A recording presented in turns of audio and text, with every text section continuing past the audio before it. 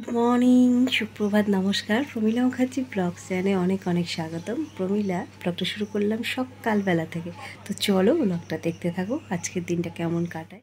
আমি চলে এসেছি এখন রান্না করতে রান্নাঘরে। তো আজকে মাছের মানে সর্ষে পোস্ত দিয়েই করবো, তো আলু দিয়ে করব। তো রান্না শুরু করে দিলাম। শান্তনু মাছ আনলো, আর এখন যা মাছের দাম বেড়েছে, কাতলা মাছের দাম প্রায় 450 টাকা। তো এখানে যাই হোক অল্প স্বল্প করে এনেছে। তো সকালবেলায় রান্নাটা করছি, সকালবেলায় বাজারে গিয়েছিল, এখন দিনের ডিউটি স্টার্ট হয়েছে।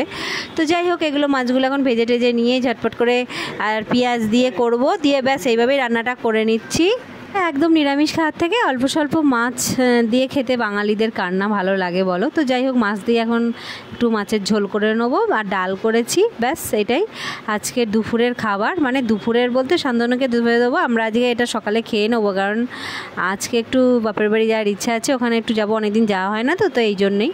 তো যাই হোক চটপট করে রান্নাটা সেরে নিই, যেমন সর্ষে পোস্ত দিয়ে করি রোজই, নতুনত্ব কিছু না, নুন হলুদ সব কিছু দিয়ে ব্যাস।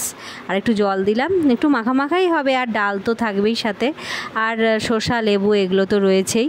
তো মাছগুলো দিয়ে দিচ্ছি, হয়ে এসছে প্রায় রান্নাটা আমার।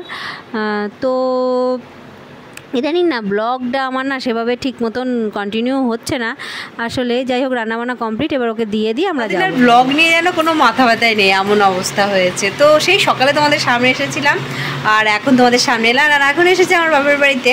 তো অনেকদিন পর এলাম, তো সকালবেলা তো সেভাবে আসা হয় না, তো এসেছি। তো ব্লগটা শেষ করে দিচ্ছি। এখন দুপুরবেলা আমরা এখানে আজকে চান টান করলাম আবার, কারণ সকালে তো করেছি, খাওয়া দাওয়াটা একবার ওখানে সেরে এসেছি, মানে তখন মাছের ঝোল ভাত করেছিলাম। তো জল খাবার এবারে খেয়ে নিচ্ছি, তারপরে এখানেও খেয়েছি, কিন্তু খাওয়া দাওয়া কমপ্লিট করে।